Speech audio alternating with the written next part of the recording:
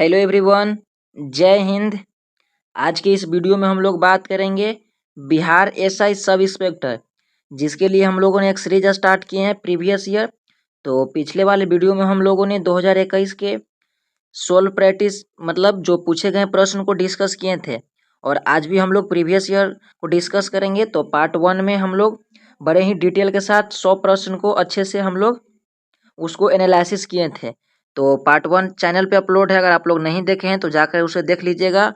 उसके लिए अलग से प्लेलिस्ट बना दिए गए हैं। तो चलिए आज पार्ट 2 हम लोग डिस्कशन करते हैं। आप लोग लास्ट तक बने रहिएगा वीडियो में। तो चलिए आज का वीडियो स्टार्ट करते हैं। चैनल पे फर्स्ट टाइम आए हैं आप लोग तो प्लीज़ सब्सक्राइब कर दीजिएगा, जिससे कि आगे का वीडियो का नोटिफिकेशन मिलता रहे। तो यह दिया हुआ है बिहार एसआई मुख्य परीक्षा 2021, जो कि 24/4/2022 के हुए मुख्य परीक्षा का यह प्रश्न है, जो कि प्रीवियस ईयर एग्जाम का है। तो चलिए हम लोग इसी को डिस्कस करते हैं, जो कि हमारा पार्ट 2 है। तो आप लोग बड़े ही पेशेंस के साथ सारे वीडियो और क्वेश्चन को देखिएगा, आपको ज़रूर समझ में आएंगे और वीडियो को स्किप नहीं कीजिएगा। आप लोग कोशिश कीजिएगा कि सारे प्रश्न का जवाब दें।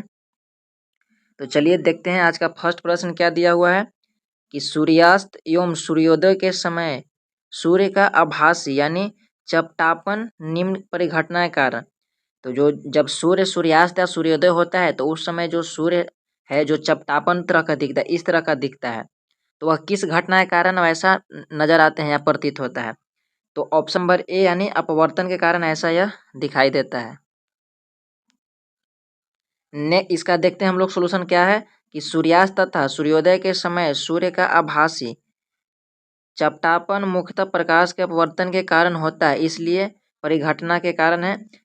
और प्रकाश के अपवर्तन के कारण क्या क्या होते हैं? तो रात में तारे का टिमटिमाते हुए नजर आते हैं, पानी में डूबी हुई सिक्का या मछली वास्तविक गहराई से कुछ ऊपर दिखाई देते हैं। तो इन सारी घटनाएं सब प्रकाश के अपवर्तन के कारण होते हैं। नेक्स्ट प्रश्न देखते हैं क्या दिया हुआ है। नेक्स्ट प्रश्न है कि प्रथम विश्व युद्ध के दौरान कौन सा देश 1915 में ब्रिटेन के खिलाफ केंद्रीय बलों में शामिल हुआ? तो 2 का सही जवाब हो जाएंगे ऑप्शन नंबर बी यानी बुल्गारिया। तो प्रथम विश्व युद्ध के दौरान बुल्गारिया वर्ष 1915 में ब्रिटेन के खिलाफ केंद्रीय बलों में शामिल हुआ।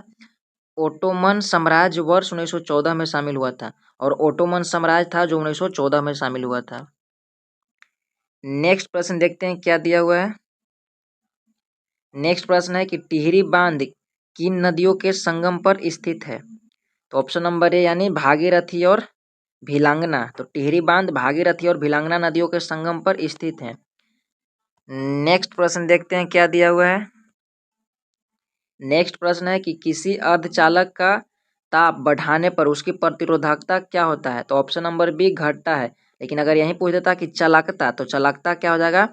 चालकता बढ़ता है और प्रतिरोधकता घटता है। अर्धचालक के लिए यह नियम है, आप लोग जरूर इसे ध्यान में रखिएगा। चलिए नेक्स्ट प्रश्न को देखते हैं हम लोग। देखिए यहाँ पे दिया हुआ है कि किसी अर्धचालक का ताप बढ़ाने पर उसकी प्रतिरोधकता घटती है, जिसके कारण इसकी चालकता बढ़ती है, और प्रतिरोध का मात्रक ओम होता है। प्रतिरोध का मात्रक क्या होते हैं? ओम। यहाँ पे रीजनिंग का प्रश्न दिया हुआ है, तो आप लोग वीडियो को एक बार पॉज कर इसे सोल्व कीजिएगा। हम लोग इसमें केवल जीके जीएस का प्रश्न को डिस्कस करेंगे। यहाँ पे मैथमेटिक्स का प्रश्न है, तो आप लोग इसे जरूर एक बार सोल्व कीजिएगा। तो देखिए इधर सारे जो है मैथमेटिक्स का प्रश्न है। हाँ, यहाँ पे एक दिया हुआ है जीके का प्रश्न, जीएस है कि 1799 में टीपू सुल्तान की मृत्यु के उपरांत मैसूर का राजा किसे बनाया गया? तो ऑप्शन नंबर सी हो जाएंगे कृष्ण राय तृतीय को। तो 1799 ईस्वी में चतुर्थ आंग्ल मैसूर युद्ध में टीपू सुल्तान की मृत्यु के उपरांत मैसूर का राजा कृष्णराज तृतीय को बनाया गया। वह वह वाडियार वंश का शासक था, कृष्णराय तृतीय। नेक्स्ट प्रश्न देखते हैं क्या दिया हुआ है। नेक्स्ट प्रश्न है कि क्वार्टाज क्या है? कि क्वार्ट्ज का रासायनिक नाम है। तो क्वार्ट्ज का रासायनिक नाम क्या हो जाएंगे? Sodium silicate. Option number A बिल्कुल सही जवाब हो जाएंगे। तो क्वार्ट्ज का रासायनिक नाम है सोडियम सिलिकेट, जिसका रासायनिक सूत्र होता है क्या है कि Na2SiO3। नेक्स्ट प्रश्न देखते हैं क्या दिया हुआ है कि प्रत्येक राज्य से राज्यसभा के लिए चुने जाने वाले सदस्यों की संख्या किस अनुसूची द्वारा निर्धारित की जाती है? तो 10 का ऑप्शन नंबर बी हो जाएंगे चौथी अनुसूची द्वारा। चलिए इसका हम लोग सोल्यूशन देखते हैं क्या दिया हुआ है। इसका सोल्यूशन है कि प्रत्येक राज्य से राज्यसभा के लिए चुने जाने वाले सदस्यों की संख्या चौथी अनुसूची द्वारा निर्धारित की जाती है। भारतीय संविधान में 12 अनुसूचियां हैं। यहाँ पे 540 के गुणनखंड पूछ रहे हैं। बड़े ही सिंपल प्रश्न है, आप लोग एक बार जरूर इसे सोल्व कीजिएगा। यहाँ पे दिया हुआ है कि जलियांवाला बाग घटना किस वर्ष घटित हुई थी। तो 1919 ईस्वी में घटित हुआ था। जलियांवाला बाग की घटना 13 अप्रैल, छोटा डेट पूछेगा तो आप लोग ध्यान रखिएगा, 13 अप्रैल 1919 को घटित हुई थी। जलियांवाला बाग अमृतसर पंजाब में स्थित था। और किसने आदेश दिया था गोली चलवाने के लिए? तो जनरल ओ डायर ने। आप लोग जरूर ध्यान रखिएगा, यह भी प्रश्न पूछता है। नेक्स्ट प्रश्न दिया हुआ है क्या है। नेक्स्ट प्रश्न है कि बांग्लादेश एक स्वतंत्र राष्ट्र कब बना।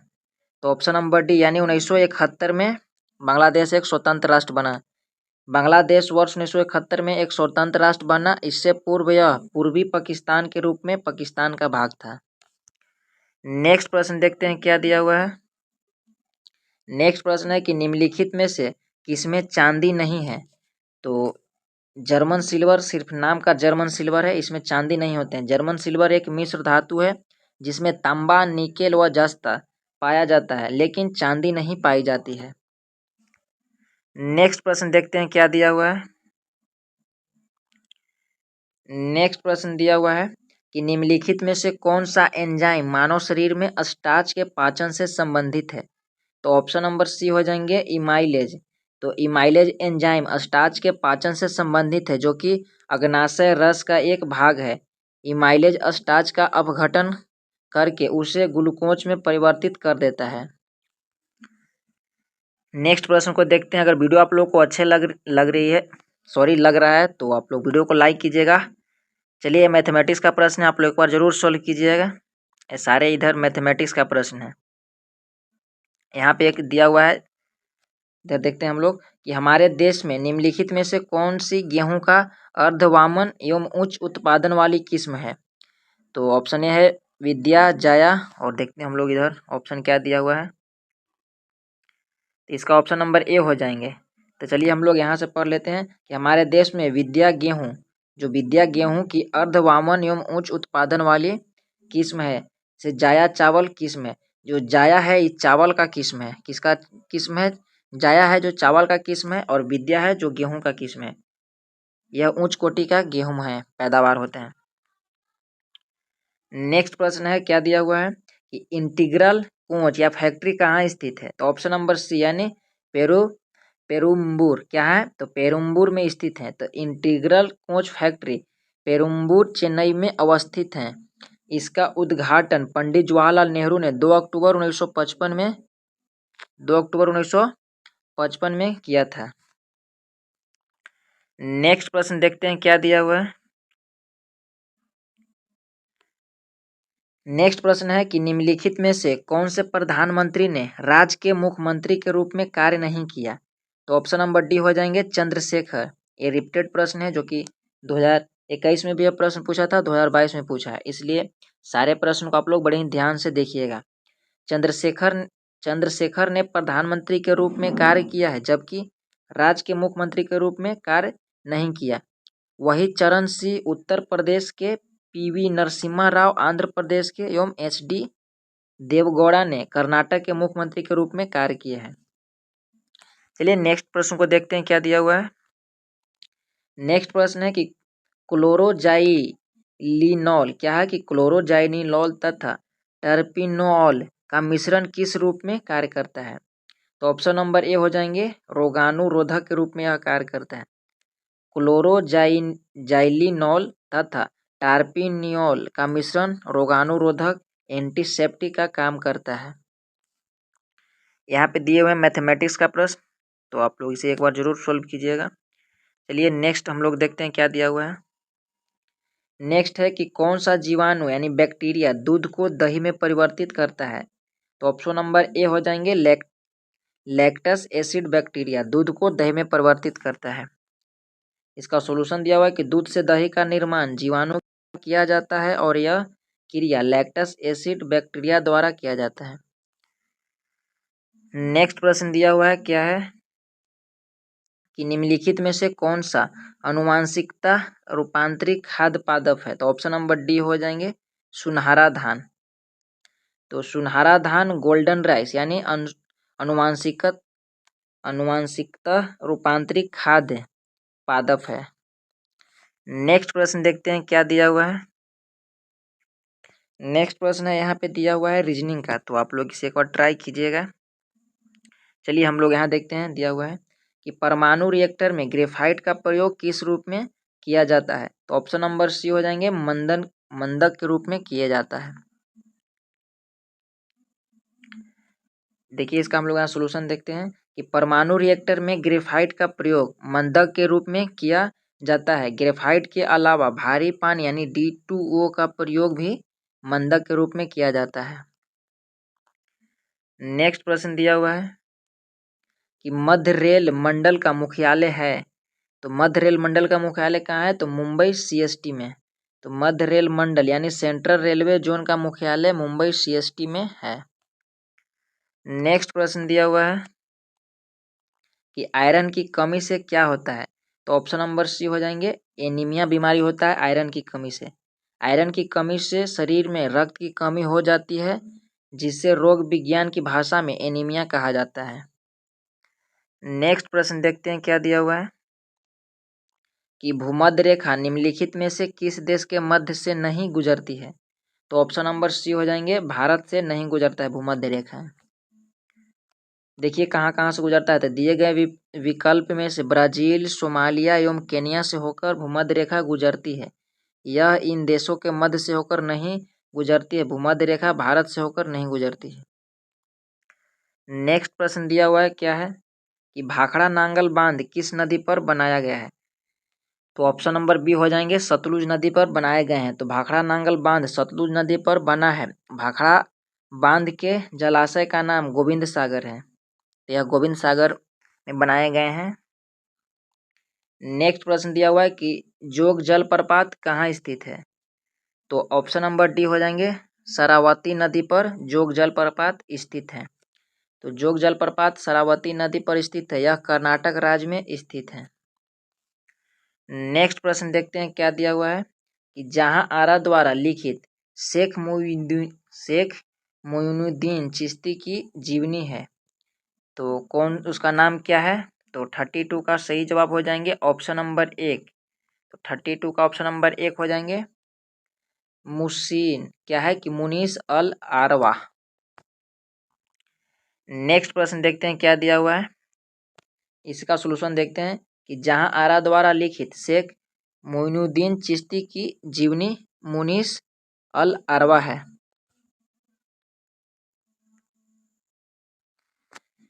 नेक्स्ट प्रश्न देखते हैं कि महात्मा गांधी ने असहयोग आंदोलन को कब वापस लिया? तो ऑप्शन नंबर ए बिल्कुल सही जवाब हो जाएंगे फरवरी 1922 में। तो महात्मा गांधी ने असहयोग आंदोलन को फरवरी 1922 में वापस लिया था। यह आंदोलन 1 अगस्त 1920 को प्रारंभ हुआ। नेक्स्ट प्रश्न दिया हुआ है, नेक्स्ट प्रश्न है कि नामदफा राष्ट्रीय उद्यान स्थित है। तो ऑप्शन नंबर ए यानी अरुणाचल प्रदेश में स्थित है। तो नामदफा राष्ट्रीय उद्यान अरुणाचल प्रदेश में स्थित है। इसकी स्थापना वर्ष 1983 में हुई थी। यह 1807.82 वर्ग किलोमीटर में विस्तृत है।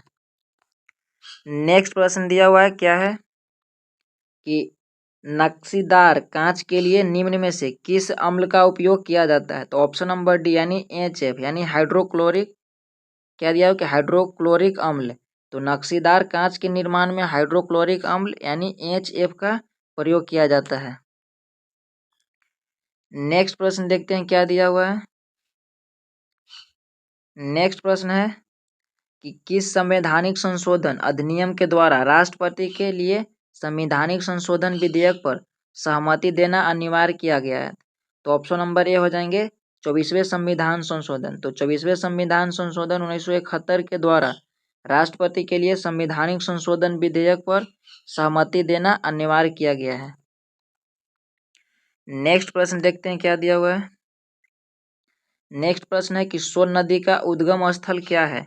तो ऑप्शन नंबर बी यानी अमरकंटक की पहाड़ी। नेक्स्ट प्रश्न देखते हैं क्या दिया हुआ है इसका सोल्यूशन है कि सोन नदी का उद्गम स्थल अमरकंटक पहाड़ी है। सोन गंगा एक महत्वपूर्ण सहायक नदी है। जो सोन नदी है जो गंगा की एक महत्वपूर्ण सहायक नदी है। नेक्स्ट प्रश्न क्या दिया हुआ है कि पुग्गा घाटी स्थित है। तो पुग्गा घाटी कहाँ स्थित है? तो ऑप्शन नंबर ए यानी लद्दाख में। तो पुग्गा घाटी लद्दाख में स्थित है। यह भूतापीय ऊर्जा के लिए प्रसिद्ध है। नेक्स्ट प्रश्न देखते हैं क्या दिया हुआ है। नेक्स्ट प्रश्न है कि कौन सा जनपद 6ठी से 4ठी शताब्दी ईसा पूर्व के मध्य सबसे शक्तिशाली महाजनपद बना? तो ऑप्शन नंबर डी हो जाएंगे मगध। यहाँ दिया हुआ है कि मगध जनपद 6ठी से 4ठी शताब्दी ईसा पूर्व के लिए सबसे शक्तिशाली महाजनपद बना। आगे चलकर मगध मौर्य साम्राज्य के रूप में परिणत हो गया। चलिए नेक्स्ट प्रश्न देखते हैं क्या दिया हुआ है कि बंगाल में अमला डॉट का अधिकारी होता था। तो ऑप्शन नंबर डी हो जाएंगे जमींदार। तो बंगाल में अमला जमींदार का अधिकारी होता था। नेक्स्ट प्रश्न देखते हैं कि मुर्रा नस्ल है। तो ऑप्शन नंबर बी भैंस की एक नस्ल है। तो मुर्रा भैंस की नस्ल है। यह मुख्यतः हरियाणा एवं पंजाब से संबंधित है। चलिए नेक्स्ट प्रश्न देखते हैं क्या दिया हुआ है। नेक्स्ट प्रश्न दिया हुआ है कि 1946 में भारत आए कैबिनेट मिशन में कितने सदस्य थे? तो ऑप्शन नंबर बी यानी 3 सदस्य थे। तो 1946 में भारत में आए कैबिनेट मिशन में 3 सदस्य थे। ए पैथिक लॉरेंस, स्टैफोर्ड क्रिप्स एवं एवी अलेक्जेंडर थे। नेक्स्ट प्रश्न देखते हैं क्या दिया हुआ है कि निम्नलिखित में से कौन सा अकबर के काल का भूमि का वर्गीकरण नहीं है? तो ऑप्शन नंबर डी हो जाएंगे जरीब। तो पोलज, परौती, बंजर अकबर के काल में भूमि का वर्गीकरण थे, जबकि जरीबी भूमि का वर्गीकरण नहीं था। नेक्स्ट प्रश्न देखते हैं क्या दिया हुआ है कि जैन धर्म का 23वां तीर्थंकर कौन था? तो ऑप्शन नंबर सी हो जाएंगे पार्श्वनाथ हो जाएंगे जैन धर्म का 23वां तीर्थंकर। नेक्स्ट प्रश्न देखते हैं क्या दिया हुआ है कि सीमा सड़क संगठन BRO की स्थापना कब की गई थी? तो ऑप्शन नंबर बी यानी 1960 में किया गया था। सीमा सड़क संगठन की स्थापना 7 मई 1960 ईस्वी को हुई थी। नेक्स्ट प्रश्न देखते हैं क्या दिया हुआ है कि अंकलेश्वर स्थित है। तो ऑप्शन नंबर बी गुजरात में स्थित है। अंकलेश्वर गुजरात में स्थित है। पेट्रोलियम या खनिज तेल उत्पादन का केंद्र है अंकलेश्वर। नेक्स्ट प्रश्न देखते हैं क्या दिया हुआ है कि अवध राज्य का अंतिम शासक कौन था? तो ऑप्शन नंबर ए हो जाएंगे वजीद अली शाह। तो अवध राज्य का अंतिम शासक वजीद अली शाह था। अवध राज्य की राजधानी लखनऊ थी। चलिए नेक्स्ट प्रश्न देखते हैं क्या दिया हुआ है। नेक्स्ट प्रश्न क्या दिए हुए हैं, यहाँ पे साइंस का प्रश्न दिया हुआ है, तो हम लोग इसे देखते हैं क्या है कि भी वेग से गतिमान वस्तु की गतिज ऊर्जा क्या है? यदि वेग का प्रारंभिक वेग 1/3 गुना घटा दिया जाए तो गतिज ऊर्जा हो जाएंगे। तो ऑप्शन नंबर बी है k/9 हो जाएंगे। देखिए इस तरह से बनाया गया है कि किसी गतिमान पिंड में संचित ऊर्जा 1/2 द्रव्यमान गुने वेग होते हैं, यानी k = 1/2 mv²। तो इसी तरह से हम लोग बनाएंगे। और आज का आखिरी प्रश्न है कि भिलाई, दुर्गापुर एवं राउरकेला में इस्पात संयंत्रों का निर्माण किस पंचवर्षीय योजना में हुआ था? तो ऑप्शन नंबर 2 यानी द्वितीय योजना में। तो भिलाई, दुर्गापुर एवं राउरकेला में इस्पात संयंत्रों का निर्माण द्वितीय पंचवर्षीय योजना में हुआ था। भिलाई छत्तीसगढ़, दुर्गापुर पश्चिम बंगाल एवं राउरकेला उड़ीसा में स्थित है। तो इसमें हम लोगों ने 50 क्वेश्चन डिस्कस किए हैं और पार्ट 2 में हम लोग 50 क्वेश्चन और डिस्कस करेंगे, क्योंकि वीडियो लंबा हो जाता है। तो वीडियो कैसा लगा ज़रूर बताइएगा। चैनल पे फर्स्ट टाइम आए होंगे तो प्लीज़ सब्सक्राइब कर दीजिएगा, जिससे कि आगे का वीडियो का नोटिफिकेशन मिलता रहे। Thank you so much. जय हिंद। पार्ट 2 जरूर देख लीजिएगा।